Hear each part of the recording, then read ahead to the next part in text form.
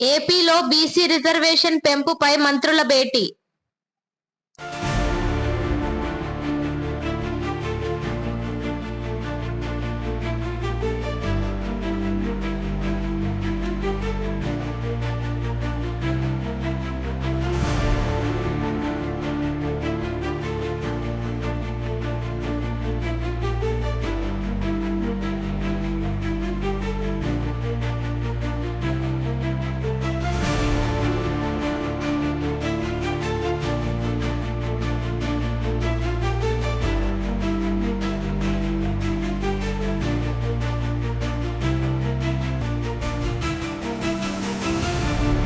ఆంధ్రప్రదేశ్లో BC reservation పెంపు అంశంపై రాజకీయ చర్చలు మళ్లీ మొదలయ్యాయి.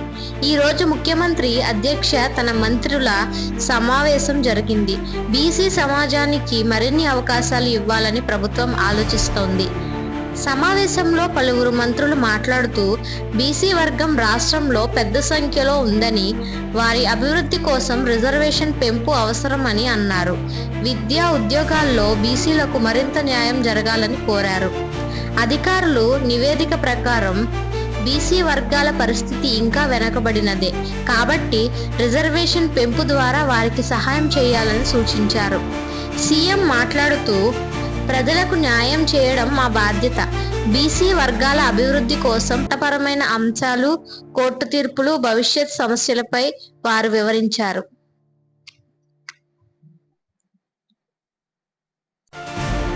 బీసీ సంఘాలు ఇప్పటికే ప్రభుత్వం వద్ద విజ్ఞప్తులు చేశాయి.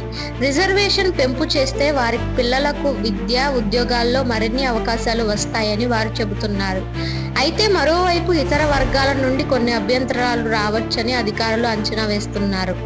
అందుకే ప్రభుత్వం జాగ్రత్తగా నిర్ణయం తీసుకోవాలని చూస్తోంది.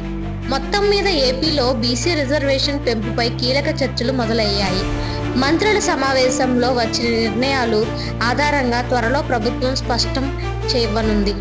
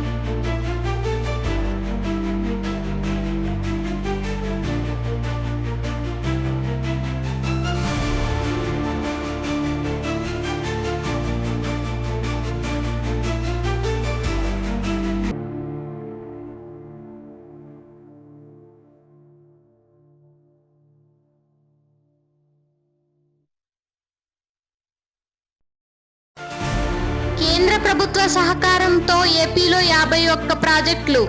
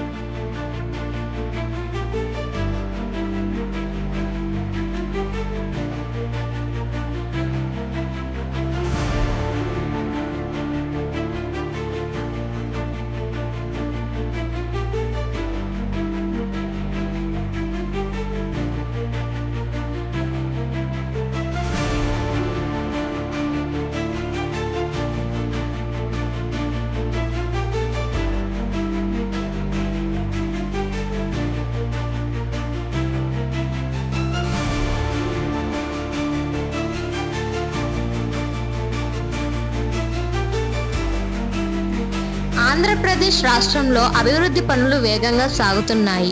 ముఖ్యంగా నీటి ప్రాజెక్టులపై ప్రభుత్వం దృష్టి పెట్టింది. కేంద్ర ప్రభుత్వం సహకారంతో రాష్ట్రంలో 51 ప్రాజెక్టులు నిర్మాణంలో ఉన్నాయి.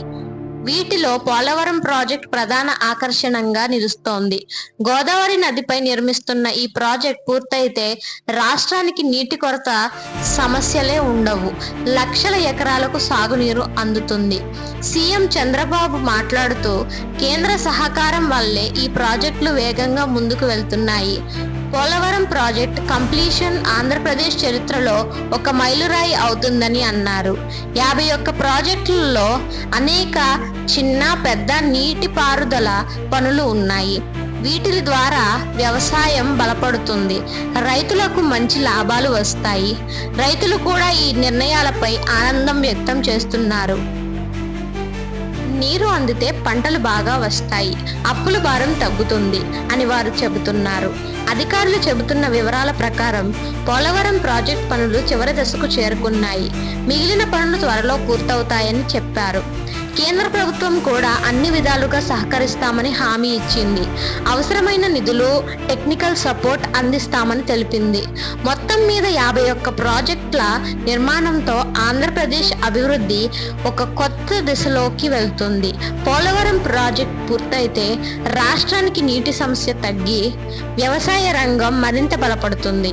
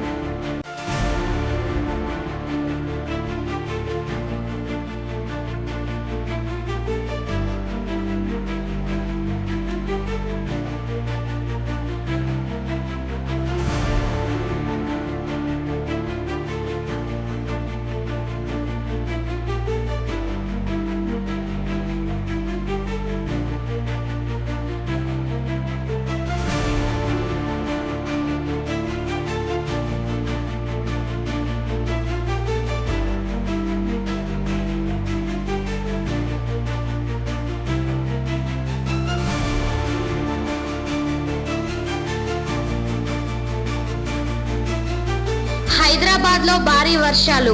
షీరాబాద్ లో 18.3 సెంటీమీటర్ల వర్షపాతం.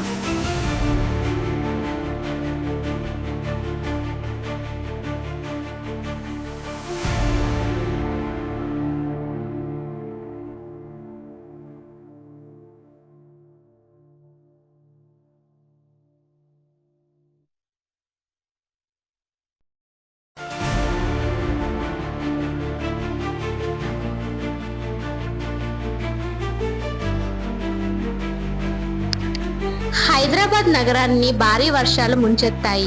అనేక ప్రాంతాల్లో జనజీవనం స్తంభించింది. ముఖ్యంగా షీరాబాద్లో ఒక్కరోజులోనే 18.3 సెంటీమీటర్ల వర్షపాతం నమోదైంది. ఇది ఈ సీజన్లో అత్యధికం. వర్షాల కారణంగా రహదారులు ముప్పుకు గురయ్యాయి. వాహనాలు నిలిచిపోయాయి. పలు చోట్ల ట్రాఫిక్ జామ్ ఏర్పడింది. ప్రజలు తీవ్ర ఇబ్బందులు పడ్డారు. లోతట్టు ప్రాంతాల్లో వర్షపు నీరు ఇళ్లలోకి చేరింది. చాలా కుటుంబాలు బయటకు వెళ్లలేని స్థితి ఏర్పడింది. మున్సిపల్ సిబ్బంది అత్యవసర చర్యలు చేపట్టారు. పోలీసులు, అగ్నిమాపక సిబ్బంది సహాయక చర్యల్లో పాల్గొన్నారు. ప్రజలను సురక్షిత ప్రాంతాలకు తరలిస్తున్నారు. విద్యుత్ తీగలు తెగిపోవడం, రోడ్లు దెబ్బతినడం వల్ల మరిన్ని సమస్యలు వచ్చాయి. వాతావరణ శాఖ తెలిపిన వివరాల ప్రకారం వచ్చే 2 రోజుల పాటు వర్షాలు కొనసాగవచ్చని అంచనా. ప్రజలు అప్రమత్తంగా ఉండాలని సూచించారు. అధికారులు ప్రజలకు విజ్ఞప్తి చేశారు. వర్షం తగ్గే వరకు బయటకు వెళ్లకుండా జాగ్రత్తలు పాటించండి. పిల్లలను నీటికి దగ్గరగా వెళ్లనివ్వకండి అని చెప్పారు. రోడ్లపై నిలిచిన వాహనాలు మునిగిపోయాయి. అనేక చోట్ల కార్లు, బైకులు పాడయ్యాయి. పబ్లిక్ ట్రాన్స్పోర్ట్ కూడా ప్రభావితమైంది. మొత్తం మీద హైదరాబాద్లో భారీ వర్షాలు నగరాన్ని తీవ్ర ఇబ్బంది పెట్టింది. షీరాబాద్లో నమోదైన 18.3 సెంటీమీటర్ల వర్షపాతం పెద్ద రికార్డుగా నిలిచింది. ప్రభుత్వం, అధికారులు సహాయక చర్యలు కొనసాగిస్తున్నారు.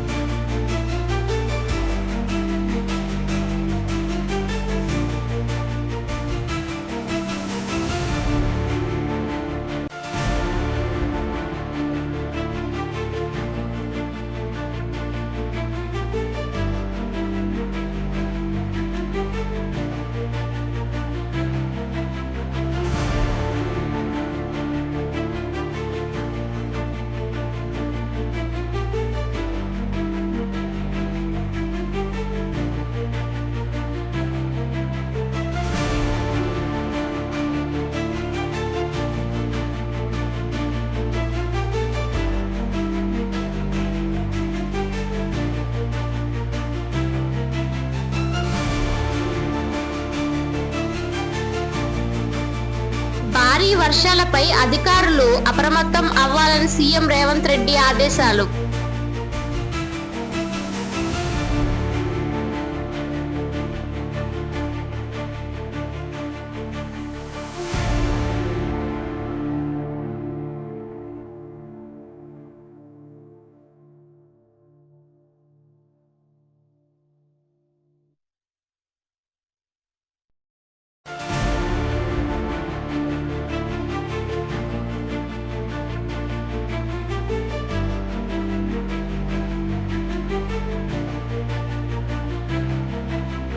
తెలంగాణలో కురుస్తున్న భారీ వర్షాల నేపథ్యంలో ముఖ్యమంత్రి రేవంత్ రెడ్డి అధికారులు అప్రమత్తంగా ఉండాలని ఆదేశించారు.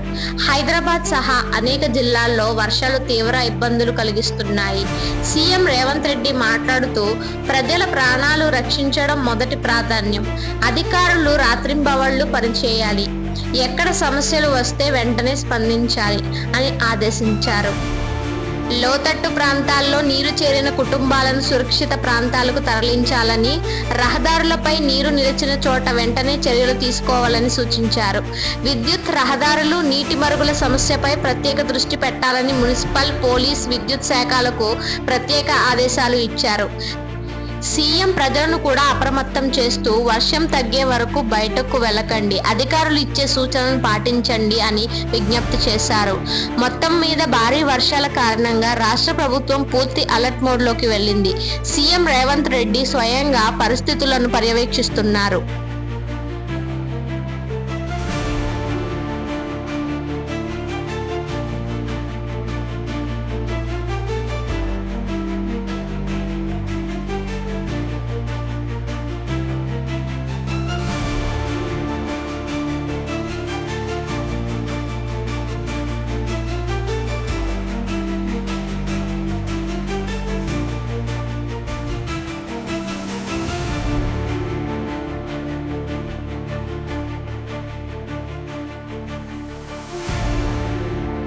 బాలీవుడ్ నటి నిషా పటానీ ఇంటిపై దాడి.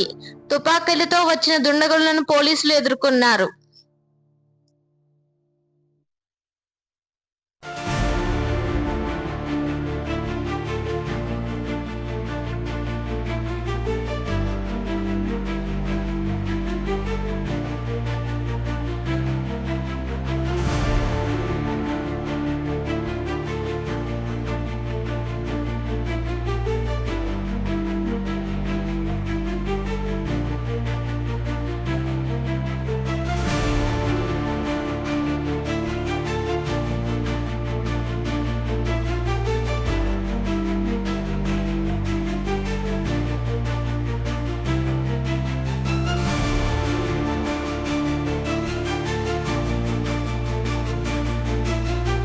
బాలీవుడ్ ను షాక్ కు గురి చేసిన ఘటన ఇది. ప్రముఖ నటి నిషా పటానీ ఇంటిపై కొంతమంది దుండగులు దాడి చేశారు. తుపాకీలతో ఇంటి ముందు అల్లర్లు సృష్టించారు. సమాచారం అందుకున్న వెంటనే పోలీసులు సంఘటనా స్థలానికి చేరుకున్నారు. దుండగులు కాల్పులకు పాల్పడడంతో పోలీసులు కౌంటర్ ఫైర్ చేశారు. ఆ దాడిలో కొంతమంది దుండగులు గాయపడ్డారు. మిగతా వారిని అదుపులోకి తీసుకున్నారు. నటి నిషా పటానీ ఇంట్లో ఆ సమయంలో కుటుంబ సభ్యులు ఉన్నారు. అదృష్టవశాత్తు ఎటువంటి ప్రాణ నష్టం జరగలేదు. పోలీసులు వారిని సురక్షిత ప్రాంతానికి తరలించారు. ప్రాథమిక సమాచారం ప్రకారం ఈ దాడి వెనుక ఆర్థిక వివాదం లేదా వ్యక్తిగత శత్రుత్వం ఉండవచ్చని అనుమానం వ్యక్తం చేస్తున్నారు. అన్ని కోణాల్లో దర్యాప్తు చేస్తున్నారు. ముంబై పోలీస్ కమిషనర్ మాట్లాడుతూ, ఇలాంటి సంఘటనలను భరించాం. దాడి చేసిన వారికి కఠిన శిక్ష తప్పదు. నిషా పటానీ, ఆమె కుటుంబానికి పూర్తి రక్షణ ఇస్తామని అన్నారు. అభిమానులు సోషల్ మీడియాలో స్పందిస్తూ, నటిపై ఇలా దాడి జరగడం చాలా బాధాకరం. పోలీసులు వెంటనే స్పందించి పెద్ద ప్రమాదాన్ని తప్పించారని అన్నారు. ప్రస్తుతం ఆ ప్రాంతంలో భద్రత మరింత పెంచారు. సీసీటీవీ ఫుటేజ్, ఆయుధాలు, వాహనాల వివరాలను పోలీసులు సేకరిస్తున్నారు. మొత్తం మీద నిషా పటానీ ఇంటిపై జరిగిన ఈ దాడిని సినీ పరిశ్రమలో పెద్ద సంచలనంగా మారింది. పోలీసులు సమయానికి స్పందించడంతో పెద్ద ప్రమాదం తప్పింది.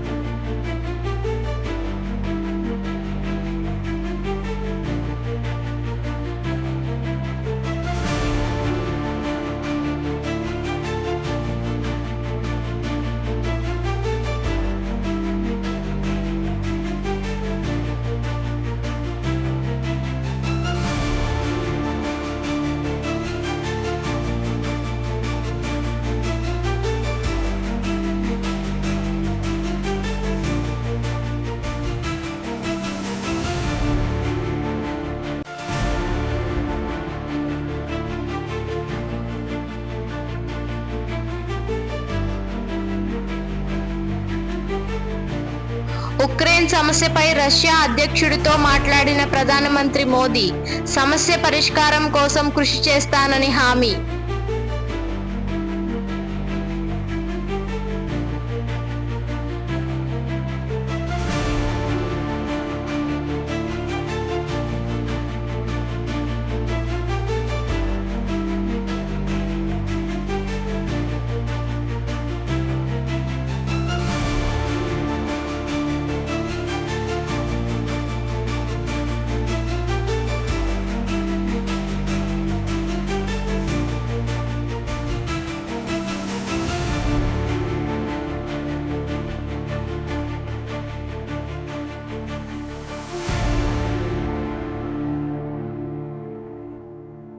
ప్రపంచ దృష్టిని ఆకర్షిస్తున్న ఉక్రెయిన్ సమస్యపై భారత్ ప్రధానమంత్రి నరేంద్ర మోదీ స్పందించారు.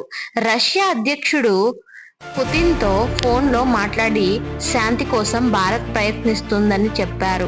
మోదీ మాట్లాడుతూ, యుద్ధం ఎప్పటికీ పరిష్కారం కాదు, చర్చల ద్వారానే సమస్యలకు సమాధానం దొరుకుతుంది. భారతదేశం ఎప్పుడూ శాంతి వైపు నిలుస్తుందని స్పష్టం చేశారు. రష్యా అధ్యక్షుడు పుతిన్ కూడా ఈ చర్చలో భాగమయ్యారు. భారత్ ఎప్పటికీ విశ్వసనీయ మిత్ర దేశం, మీ సూచనలు మాకు ఉపయోగపడతాయి అని ఆయన మోదీకి తెలిపారు. మోదీ ప్రత్యేకంగా ఉక్రెయిన్ ప్రజల బాధలు ప్రస్తావించారు. పిల్లలు, మహిళలు, నిరపరాధులు ఇబ్బందులు పడుతున్నారు. ఈ యుద్ధం త్వరగా ఆపాలని మనం కోరుకుంటున్నామని అన్నారు. భారత ప్రభుత్వం చెప్పిన ప్రకారం ఈ చర్చలో ఆర్థిక సంబంధాలు, ఇంధన సరఫరాలు, భవిష్యత్ సహకారం వంటి అంశాలు కూడా చర్చకు వచ్చాయి.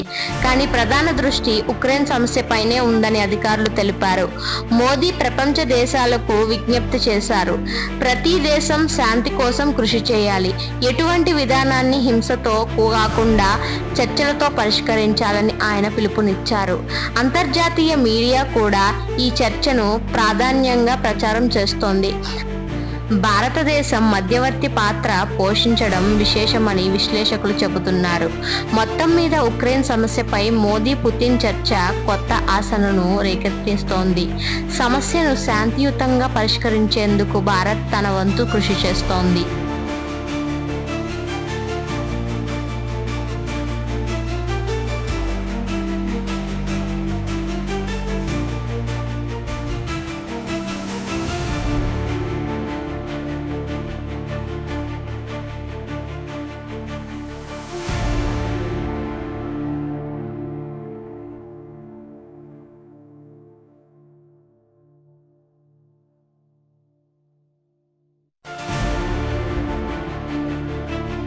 ఆంధ్రప్రదేశ్ అసెంబ్లీ వర్షాకాల సమావేశాలు నేడు ప్రారంభం.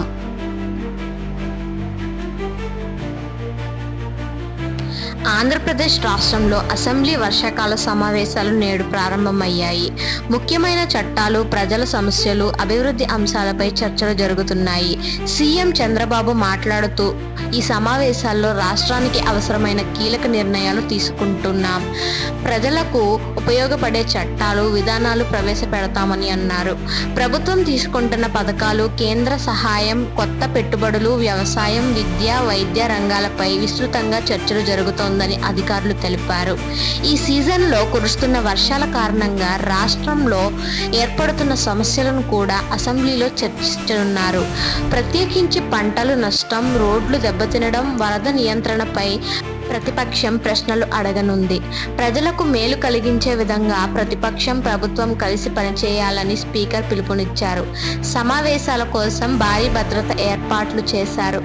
ఎమ్మెల్యేలు, అధికారులు, మీడియా ప్రతినిధులు పాల్గొన్నారు. ప్రజలు కూడా ఈ సమావేశాలపై ఆశలు పెట్టుకున్నారు.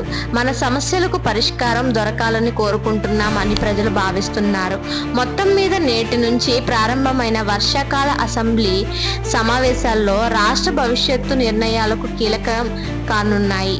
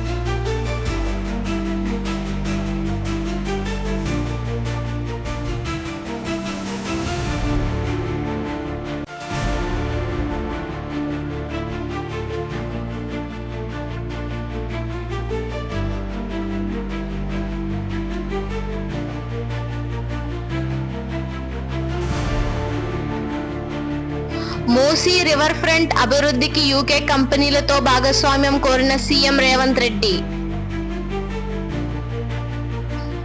హైదరాబాద్ నగరానికి చారిత్రకమైన మూసీ నది కొత్త రూపంలో మెరవనుంది. ముఖ్యమంత్రి రేవంత్ రెడ్డి ఈ నదిని రివర్ ఫ్రంట్ మోడల్గా అభివృద్ధి చేయాలని నిర్ణయించారు. ఈ పనిలో యూకే కంపెనీలు సహకారం కోరారు. సీఎం రేవంత్ రెడ్డి మాట్లాడుతూ, హైదరాబాద్ అంతర్జాతీయ స్థాయిలో అభివృద్ధి చెందాలి. మూసీ రివర్ ఫ్రంట్ ఈ నగరానికి కొత్త అందాన్ని తీసుకువస్తుంది. యూకే కంపెనీల అనుభవం, టెక్నాలజీ మాకు సహాయపడుతుందని చెప్పారు.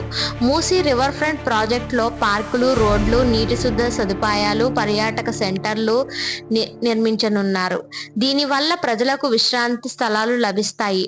పర్యాటక రంగానికి పెద్ద ఊతం లభిస్తుంది.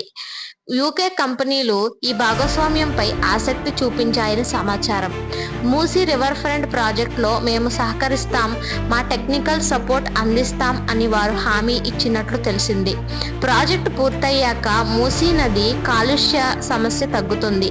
నగరంలో వాతావరణం మరింత శుభ్రంగా మారుతుంది. ప్రజలకు కూడా ఈ నిర్ణయంపై ఆనందం వ్యక్తం చేస్తున్నారు. మూసీ నది శుభ్రంగా మారితే మాకు చాలా ఉపయోగం ఉంటుంది. ఈ నగరానికి కొత్త అందం వస్తుందని చెబుతున్నారు. ప్రాజెక్టు మొదటి దశలో నది శుభ్రపరిచే పనులు, చెత్త తొలగింపు, డ్రైనేజ్ సిస్టమ్ బలోపేతం చేయనున్నారు. తరువాత రివర్ ఫ్రంట్ అభివృద్ధి పనులు ప్రారంభిస్తారు. మొత్తం మీద మూసీ రివర్ ఫ్రంట్ ప్రాజెక్టుతో హైదరాబాద్ కొత్త ఆకర్షణగా మారనుంది. యూకే కంపెనీల భాగస్వామ్యం ఈ ప్రాజెక్టుకు బలాన్నిస్తుంది.